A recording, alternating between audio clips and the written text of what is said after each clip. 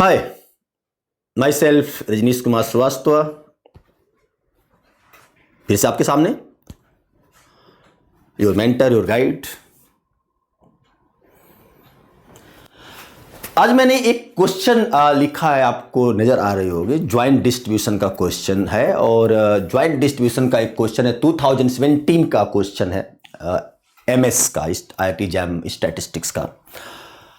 मैं एक वीडियो में ये चीज़ बोला हुआ है कि हो सकता है कि बहुत लोगों को ये चीज़ नहीं अच्छा लगा हो, लेकिन मैंने इसलिए क्वेश्चन उठाया है आपको बताने के लिए कि ज्वाइंट डिस्ट्रीब्यूशन टॉपिक स्टैटिस्टिक्स का होता है, लेकिन जो क्वेश्चन आते हैं और जो क्वेश्चन सोल्यूशन होता है वो मैथमेटिक्स का होता है। देखिए कितना कितना अच्छा रिलेशन है।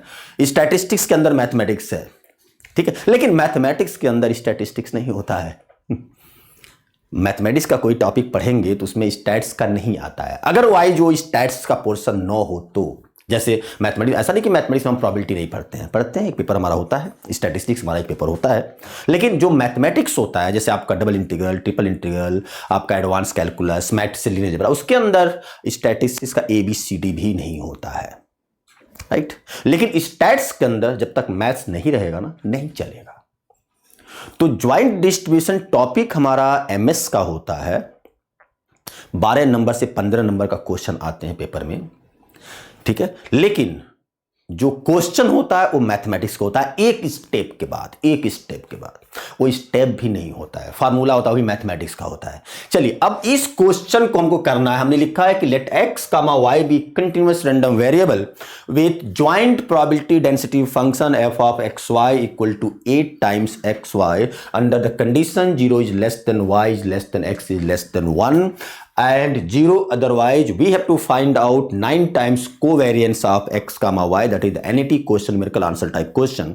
अब अगर इस क्वेश्चन को हम करना चाहें तो कैसे करेंगे? तो इस टाइप के क्वेश्चन करने के लिए सबसे मस्ट है कि जब तक आप ग्राफ नहीं बनाएंगे, डायग्राम नहीं बनाएंगे, लिमिट नहीं मिलेगा आपको, और जब लिमिट नहीं मिलेगा आप इसको सॉल्व नहीं कर सकते। तो सबसे पहले ये जो दिया हुआ उसके थ्रू ग्राफ बना लेते हैं। चलिए, मैं बनाता हूं ग्राफ इसको, और बहुत अच्छे से आपको ग्राफ बना के दिखाता हूं कि ग्राफ बनेगा क्या। तो सब इसको हम करते क्या है, सोल्यूशन को आपको समझाने के लिए मैं थोड़ा सा इसको ब्रेक कर रहा हूं, आपको समझाने के लिए। और आपको समझाने के लिए कैसे ब्रेक कर रहे हैं, इस कंडीशन को पहले हम ब्रेक कर लेते हैं एक इस तरह से कि y जो है 0 1 के बीच में है, x जो है आपका 0 और 1 के बीच में है, और थर्ड आपका जो है y लेस देन x है। ये 3 कंडीशन है, 3। तो पहले एक स्क्वायर बना लेते हैं, मतलब ये ठीक समझिएगा, आप लोगों के लिए है, और ठीक समझिएगा, और सब्सक्राइब करना आप बिल्कुल नहीं भूलिएगा, क्योंकि मैं चाहता हूं कि मैक्सिमम से मैक्सिमम लोगों के पास ये सब चीज़ें पहुंचे, जिससे कि वो पेपर देने में उनके लिए सहूलियत हो और आसानी से वो चीज़ अटेम्प्ट कर सकें। ठीक समझिएगा, बहुत सारे क्वेश्चन आप सॉल्व कर सकते हैं इसी मेरे एक कॉन्सेप्ट के थ्रू कि कैसे बनाते हैं इसको। तो सबसे पहले x 0 और 1 के बीच में, तो ये हो गया x 0 और 1 और y 0 1 के बीच में, मतलब एक बेसिकली स्क्वायर। ये हो गया 0 0, ये हो गया 1 0, ये हो गया आपका x इक्वल टू 1, ये आपका हो गया y इक्वल टू 1, ये हो गया y इक्वल टू 0, ये हो गया आपका x 0। तो ये 2 हो गया, और इसी के बीच में एक है y इक्वल टू x। जब भी इनइक्वालिटी दिया होता है, स्केचिंग जब करते हैं तो हमेशा उसको इक्वालिटी में कन्वर्ट करके स्केचिंग करते हैं। कभी भी इनइक्वालिटी में स्केचिंग नहीं करते हैं, इक्वालिटी में कन्वर्ट करते हैं, स्केचिंग करते हैं, और फिर रीजन के अकॉर्डिंगली उसका लेस और ग्रेटर देख करके रीजन के अकॉर्डिंगली उसके अकॉर्डिंग मतलब हम रीजन डिफाइन करते हैं। y इक्वल टू x आपका ये लाइन है, this is y equal to x, ये y इक्वल टू x हो गया, this y equal to x, और कंडीशन है आपका x is greater than y, x is greater than y मतलब y is less than x। तो y is less than x मतलब नीचे का पार्ट होगा या ऊपर पार्ट। क्वेश्चन एक बार देख लीजिएगा, y is less than x है या y greater than, y is less than x है और y लेस देन x होगा, तो मतलब ये नीचे का पार्ट, ये आपका रीजन हो गया। इसमें कंडीशन क्या आएगा, this is y is less than x, यहां पे हो गया y is less than x। ये हो गया ग्राफ, स्केचिंग पार्ट। अब आपको फाइंड आउट करना है। तो सबसे पहले जो हमारा फार्मूला होता है covariance of x comma Y equal to E of x Y minus E X into E Y. इतना ही स्टैट्स है, समझे बच्चे, इतना ही स्टैट्स है। अब इसके बाद आप जो कुछ भी करेंगे ना वो मैथ्स है। तो how can we say that this is the topic of the statistics? No, this is a topic of the mathematics. ठीक है, बस स्टैट्स का हमको सिर्फ एक फार्मूला यूज करना होता है। फार्मूला तो मैंने लिख दिया कि covariance of x Y equal to E of x Y minus E X into E Y. अब हमको ई एक्स ई वाई और E X Y find out करना है। अब ये मैथमेटिक्स में आ जाएगा। तो फार्मूला अगर आपको याद है तो what is E of X? E of X that is nothing, this double integral X F x Y D x D Y. अब हम ये कहें कहीं से भी कि ये स्टैट्स है तो ये बहुत बड़ी बेवकूफ़ी होगी। ये डबल इंटीग्रल है, मैथमेटिक्स का टॉपिक है। तो ज्वाइंट डिस्ट्रीब्यूशन उन सारे बच्चों का मार्वलस रहेगा, एकदम पीक पे रहेगा, टॉप पे रहेगा। एक भी सिंगल क्वेश्चन गलत नहीं हो सकता है। 15 नंबर के आसपास आएगा, 12 से 15 नंबर डैम श्योर है। एक सिंगल नंबर भी आपका गलत नहीं होगा और गलत होना भी नहीं चाहिए, क्योंकि इसमें कुछ नहीं करना है। अब इंटीग्रेशन करना है डबल इंटीग्रल का, और इंटीग्रेशन में करना क्या है? बेसिकली लिमिट डिफाइन करना है। और यहीं पे आके स्टूडेंट फंस जाता है कि इसकी लिमिट कैसे होगी, क्योंकि ऑर्डर चेंज की बात होती है। इसमें दो तरह से कर सकते हैं। हो सकता है ऑर्डर चेंज करने की जरूरत नहीं पड़े, क्योंकि हम अभी फर्स्ट टाइम लेके चल रहे हैं इसको। ऑर्डर चेंज करने की बात नहीं है। फर्स्ट मतलब दो तरह से सॉल्व कर सकते हैं। तो पहले टाइप के सॉल्व करना है तो ऑर्डर चेंज करने की जरूरत नहीं है। लेकिन हाँ, दो तरह से सॉल्व कर सकते हैं। कॉन्सेप्ट समझिएगा ठीक से, जिन लोगों को ये चीज नहीं आता है उनके लिए, राइट। चलिए अब हम लिमिट लगाते हैं। पहले एक्स की लिमिट ले लो। एक्स कहां से कहां तक? अब समझिएगा, एक्स यहां से लेकर के यहां तक टाइप 1 से सॉल्व कर रहे हैं। टाइप 1 से सॉल्व कर रहे हैं। एक्स यहां से यहां तक, तो एक्स गोज टू 0 to 1। चलिए हम इसको बाइफर्केट कर देते हैं। अब आएगा y की लिमिट। चलिए मैं एक बड़ा अच्छा कॉन्सेप्ट बता रहा हूं आप लोगों के लिए, स्टैट्स वाले स्टूडेंट्स के लिए, कि टाइप 1, अब टाइप 1 क्या होता है सब कुछ तो बता नहीं सकता यहां पे, ठीक है, लेकिन जब आप पढ़ेंगे प्रॉपर तो बता दूंगा टाइप 1 क्या होता है। अभी समझो, टाइप 1 मतलब वर्टिकल लाइन। वर्टिकल लाइन मतलब कि y की लिमिट लोअर कर्व पे, सुनिएगा ठीक से, लोअर कर्व पे अपने पेन को रखो और एक वर्टिकल लाइन अपर कर्व तक खींचते चले जाओ जहां पे आपका अपर कर्व है, वो आपकी y की लिमिट होगी। तो आपको क्या करना है, लोअर कर्व आपका y इक्वल टू 0 जो x एक्सिस है, इस पे पेन को रखो और एक वर्टिकल लाइन अपर कर्व तक खींचते चले जाओ। मतलब y कहां से कहां तक वेरी करेगा? y जाएगा 0 से लेकर के x तक, 0 से लेकर के x तक। तो y आपका हो गया 0 से लेकर के x तक। x f of x Y, f of x Y मतलब pdf, pdf ज्वाइंट पीडी दिया 8 टाइम्स 8xy, तो 8 टाइम्स xy dy, क्योंकि y की लिमिट है dy dx। कहीं से भी स्टैट्स नहीं होता है यार, मैं बार बार ये चीज़ बोलने की कोशिश करता हूँ। अब ये मैं समझिएगा मुझको कि मैं स्टैट्स को ओवरलुक कर रहा हूँ, नहीं, मैं स्टैट्स को ओवरलुक नहीं कर रहा हूँ। जितना वेटेज मैथ पे देना है, जितना टाइम मैथ पे देना है, उसका डबल टाइम स्टैट्स पे देना है, बिल्कुल देना है। लेकिन मैं ये बताना चाह रहा हूँ कि मैथमेटिकल स्टैटिस्टिक्स के अंदर जो स्टूडेंट, जो लोग ये सोचते हैं कि एमएस का पेपर है तो एमएस पढ़ना है, मैं उनको बताने की कोशिश करना चाहता हूँ कि नहीं यार, एमएस का वेटेज मैथमेटिक्स के वेटेज से कम हो जाता है। एमएस 45 नंबर का ही होता है। ज्वाइंट डिस्ट्रीब्यूशन को मैथ में डाल दो तो मैथमेटिक्स 55 नंबर का हो जाता है। मैं बार बार ये चीज को समझाने की कोशिश कर रहा हूं, आप इसको ओवरलुक नहीं करिएगा। समझ में आ जाएगा तो फर्स्ट 10 में रहोगे, नहीं समझ में आ जाएगा तो फिर अगले साल हमारे पास कोचिंग करने के लिए आओगे या होगी? हम तो चाहते हैं भाई समझ में आ गया तो टॉप 10 में रहोगे, नहीं समझ में आएगा तो अगले साल फिर कोचिंग सेंटर में आओगे, फिर वही समझ में आएगा तब समझ में आएगा अरे यार वो चीज़ गड़बड़ कर दिया था। अगर वही समझ में आ गया होता तो फिर कोई प्रॉब्लम ही नहीं होती। हाँ राइट, मैं चाहता हूँ आपको समझ में आ जाए और आप IIT बॉम्बे पहुँच जाओ। मेरा टारगेट ये है, मेरा टारगेट ये नहीं है, मेरा सोचना ये नहीं है कि आप जो है बार बार कोचिंग सेंटर में आओ। कोचिंग सेंटर का मुँह नहीं देखना चाहिए जल्दी, ठीक है। टारगेट होना चाहिए कि स्ट्रेटजी बढ़िया बनाएं और पहले राउंड में सिलेक्शन लेकर के निकल लें। हाँ राइट, तो चलिए ये बेसिकली अब आपका डबल इंटीग्रल हो गया। अब डबल इंटीग्रल के अंदर भी तरीका होता है, नहीं आता है बहुत लोगों तरीका। चलिए मैं एक लाइन बोल रहा हूँ, बड़ा अच्छा सा दिमाग में डालिएगा, अपने आप बैठाइए दिमाग में, लिखूंगा नहीं। बुक में नहीं लिखा होता है, तरीका बताता हूं आपको। दोज वेरिएबल्स, ठीक सुनिएगा, those variables which are involve in the limit, first that variable can be taken as a constant, integrate with respect to other variable. समझ में आया मैं क्या बोला? Those variables which are involve in the limit, first that variables can be taken as a constant, integrate with respect to other variable। अब इसका मतलब क्या हुआ कि अगर x वेरिएबल लिमिट के अंदर इन्वॉल्व है तो पहले x कांस्टेंट मान लो, y के रिस्पेक्ट में इंटीग्रेट करो। ये मेरा मेरा मेरा ट्रिक है। चलिए इसी को बुक में कैसे लिखता है? बुक मतलब क्या हुआ? बुक में ये हुआ कि बेसिकली ये y की लिमिट है तो पहले y के रिस्पेक्ट में, है ना, पहले y के रिस्पेक्ट में। अब ये कंफ्यूजन क्यों होता है? ये कंफ्यूजन होता है कि हमारे जो इंडियन ऑथर की बुक है ना, वो बड़ी ऊट पटांग होती है। वो ऐसे नहीं लिखेंगे पूरा करके dx dy लिख देंगे, यहां पे dx कर देंगे, यहां पे dy होगा।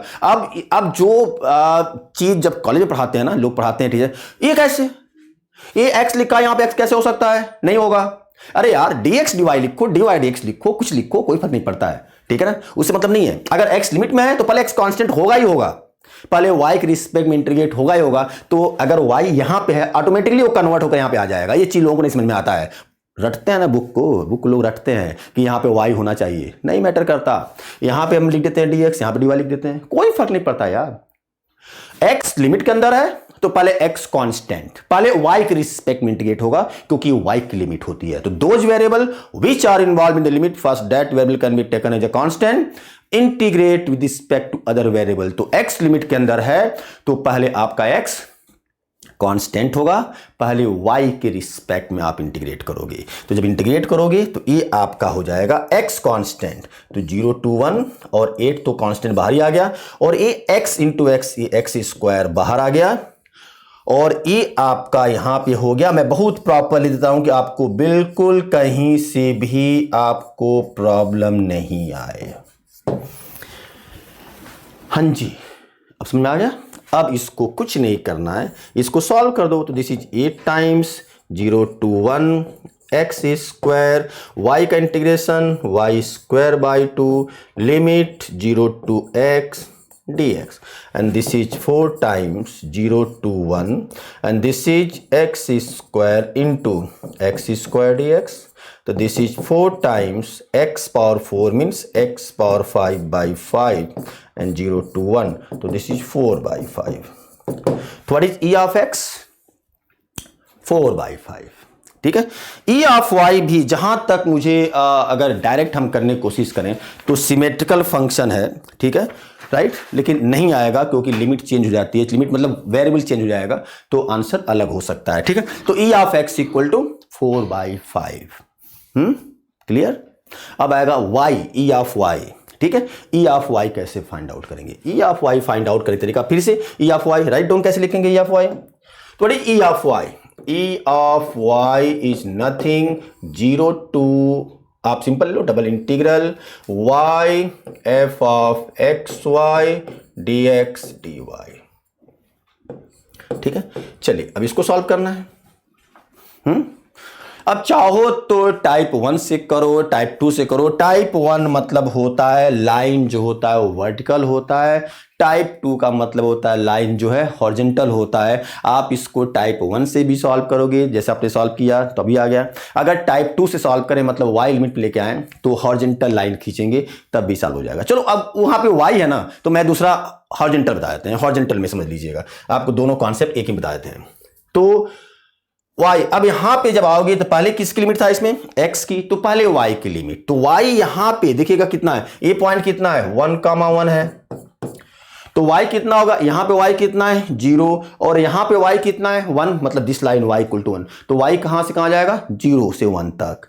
और x को निकालने के लिए आप एक हॉरिजॉन्टल लाइन खींचिए। हॉरिजॉन्टल लाइन मतलब बिल्कुल सिंपल कॉन्सेप्ट कि लेफ्ट हैंड साइड पे अपने पेन को रखो और एक horizontal line right hand side curve तक, मतलब लेफ्ट हैंड साइड कर्व पे अपने पेन को रखो और एक horizontal line right hand side curve तक आप खींच जाओ। तो लेफ्ट हैंड साइड पे यहां पे x कितना है y और यहां पे x कितना है 1, तो x कहां से कहां तक जाएगा y से 1 तक। ये जब तक नहीं समझ में आएगा ना, ज्वाइंट डिस्ट्रीब्यूशन का एक भी क्वेश्चन सॉल्व नहीं होगा और 15 नंबर यही 12 से 15 नंबर जीरो हो जाएगा। आया समझ में बच्चे? ठीक से समझ लो, ठीक है। और जब सेशन में स्टार्ट करूंगा, सेशन मतलब अभी आपका 30 क्लास जो लेक्चर देंगे आपको फ्री का, आप लोगों को देंगे 3 यूट्यूब पे डालेंगे, तो आप उस लेक्चर को जरूर देखिएगा। उसमें बहुत सारी चीज़ बता देंगे आप लोगों को कि बहुत सारे कॉन्सेप्ट जो आपको नहीं समझ में आए होंगे वो सबके सब कॉन्सेप्ट आपको समझ में आ जाएंगे, बिल्कुल आ जाएंगे, डैम श्योर आ जाएंगे। तो y goes to 0 to 1 and x left hand side वाले कर्व पे पेन रखो, एक horizontal line right hand side वाले कर्व पे लिखो। तो यहां पे x की वैल्यू y और यहां पे x की वैल्यू 1। तो अब आपका कुछ नहीं करना है, y goes to 0 to 1, y goes to 0 to 1 और x आपका जाएगा कहां से कहां तक, x goes to y to 1, y fxy 8xy, x की लिमिट है dx dy। फिर वही concept, those variable which are involve in the limit, first that variable can be taken as a constant, integrate with respect to other variable. तो y limit के अंदर involve है तो पहले y कांस्टेंट होगा, x के रिस्पेक्ट में पहले इंटीग्रेट करेंगे, बेसिकली ये x की लिमिट होती है। तो आप इसको जब सॉल्व करेंगे तो 8 यहां बाहर आ गया, ये 0 to 1 हो गया, ठीक है। y लिमिट में है तो पहले y कांस्टेंट, तो y स्क्वायर बाहर आ गया और ये हो गया y से लेकर के 1 तक x into d x D y, and this is 8 times 0 to 1 y, this is x square by 2 y to 1 dy, this is 8 times, that is 8 by 2, 8 by 2 is 4, so this is 4 times 0 to 1 y into 1 minus y square dy। इसको solve करोगे, y का integration y square by 2, y का भी integration y four 4 by 4, limit 0 to 1। Check कर लीजिएगा कहीं गलती तो नहीं हो रहा है, कहीं गलती तो नहीं हो रहा है, चेक कर लीजिएगा, ठीक है, राइट। तो this is 4 times 1 by 2 minus 1 by 4। एक बार चेक कर लीजिएगा, मैं एक बार चेक कर लेता हूं, कहीं गलत हो जाए तो प्रॉब्लम हो जाएगी, ठीक है। Y square, sorry this is y square, इसलिए हो जाएगा ना, इसलिए बोल रहा हूं, दिस इज वाई स्क्वायर है ना, तो ये वाई स्क्वायर, वाई लिख दिया था सॉरी, ठीक है, ये वाई स्क्वायर है, ठीक है। तो यहां पे जब करेंगे तो ये आपका हो गया 4 टाइम्स वाई स्क्वायर का वाई क्यूब बाई 3 और माइनस वाई 4 मतलब वाई पावर 5 बाई 5, 0 to 1, तो 4 टाइम्स 1 बाई 3 माइनस 1 बाई 5, तो 5 माइनस 3 2, तो that is nothing 8 by 15, right. तो बच्चों जब तक आपको ग्राफ नहीं बनेगा, पहला चीज तो सबसे पहले स्केचिंग पार्ट, अगर वो नहीं बनेगा, ये नहीं बनेगा तो आगे कुछ नहीं होगा। तो ये आपको बनाना चाहिए, ये आपने बना लिया, लिमिट लेना है, लिमिट कैसे लेंगे वो भी आपको पता चल गया, कैसे आएगा वो भी डिफाइन कर लिया।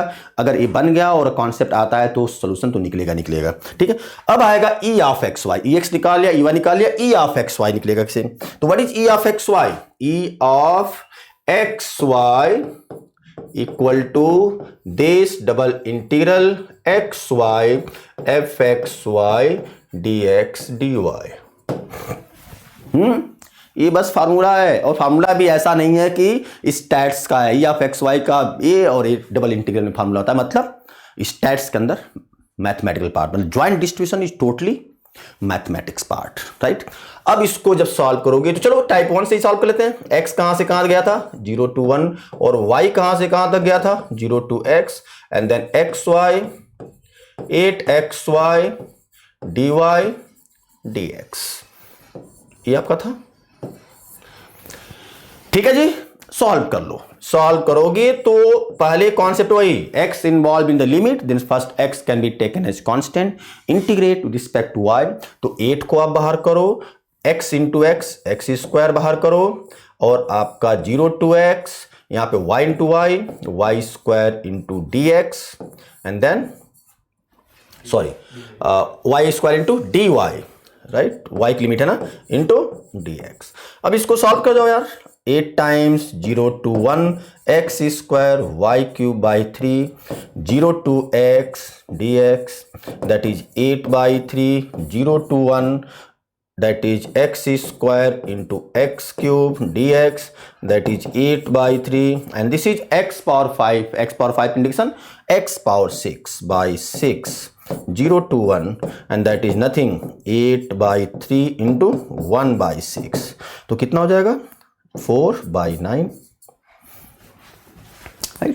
And therefore what is 9 times covariance of x comma y? 9 times था ना covariance, तो 9 times covariance of xy मतलब 9 times of e of xy. What is e of xy? 4 by 9 minus ex 4 by 5 into ey 8 by 15. Solve कर लो, that is answer. अब ये काम आप खुद करिएगा, दैट इज आंसर। तो कहीं पे भी मेरे बच्चों आप ये बताओ कि ज्वाइंट डिस्ट्रीब्यूशन के अंदर कहीं पे भी हमने स्टैट्स यूज किया? नहीं यूज किया, सिर्फ ये चीज़ यूज किया। क्या यूज किया स्टैट्स का? स्टैट्स का हमने सिर्फ ये चीज़ यूज किया है कि आपका ये चीज़ कि ये फार्मूला होता है, ये हमने यूज किया, ये फार्मूला होता है, लेकिन ए एक्स ये फार्मूला होता है, ये स्टैट्स का पार्ट नहीं हो गया तो फार्मूला है डबल इंटीग्रल। तो बस एक लाइन हमको स्टैट्स है, बाकी पूरा आपका डबल इंटीग्रल है and this topic is called, अब इसको चाहो तो ऑर्डर चेंज कभी कर सकते हैं, तो डबल इंटीग्रल का इस टॉपिक को बोलते हैं change of order of integration, या सिंपल आप डबल इंटीग्रल बोल सकते हो, that is the advance integral calculus, that is advance. तो बिल्कुल सिंपल फंडा है। तो मीन्स ज्वाइंट डिस्ट्रीब्यूशन के सारे क्वेश्चन ऐसे ही आएंगे, इसलिए आप पहले दिमाग डालिए कि अगर आप स्टैट्स का ज्वाइंट डिस्ट्रीब्यूशन पढ़ना चाहते हैं अच्छे से, 15 नंबर बिल्कुल ऐसे उठाना चाहते हैं 12 से 15 नंबर, तो उसके लिए पहले आप मैथमेटिक्स का एडवांस इंटीग्रल कैलकुलस बहुत अच्छे से पढ़ लीजिए, आपका बिल्कुल ज्वाइंट का एक भी क्वेश्चन नहीं छूटेगा। तो 10 नंबर एआईसी और plus 15 number joint distribution 25 number का टॉपिक है, और 100 नंबर में 25 नंबर बहुत वेटेज रखता है। तो दोनों साइमल्टेनियस पढ़िए, बिल्कुल डैम श्योर है सिलेक्शन नहीं रुकेगा। Thank you, bye bye, take care.